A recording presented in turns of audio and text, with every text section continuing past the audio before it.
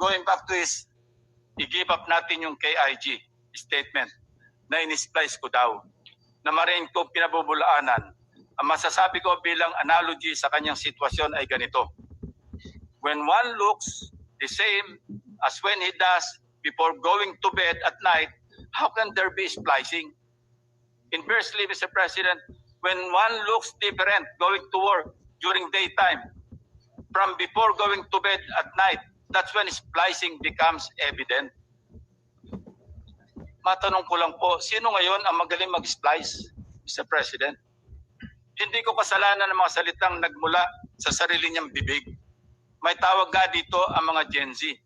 Classic case of gaslighting. Number 7, sangkatutak na ang mga pahayag ni Senator Marcoleta na napakalinaw na hindi pumapabor sa ating pambansang interes.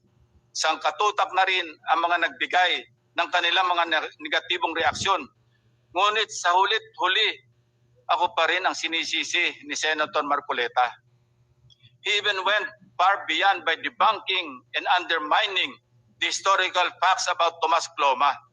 Senator Marcoleta said, I was all wrong when I said that this frat list was discovered and consequently occupied and owned by lawyer and businessman Tomas Ploma, citing the principle of terra nullius or res nullius. It was for him a historical distortion.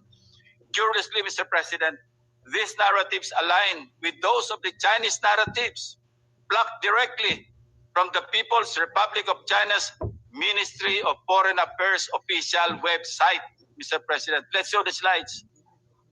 Ayan po, kita-kita natin kung anong sinabi ng website ng Ministry of Foreign Affairs ng People's Republic of China. Yan din ang kanya sinasabi.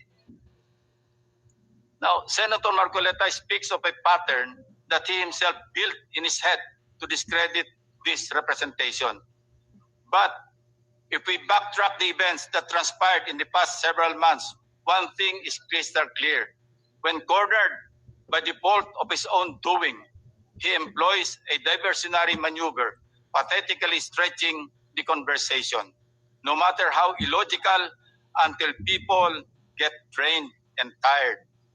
Just as a squid squirts ink to darken the water and blind everyone around while it swims away, a person may throw out irrelevant issues, fake scandals, or emotional outbursts to distract the public from the actual evidence or the main point of an investigation.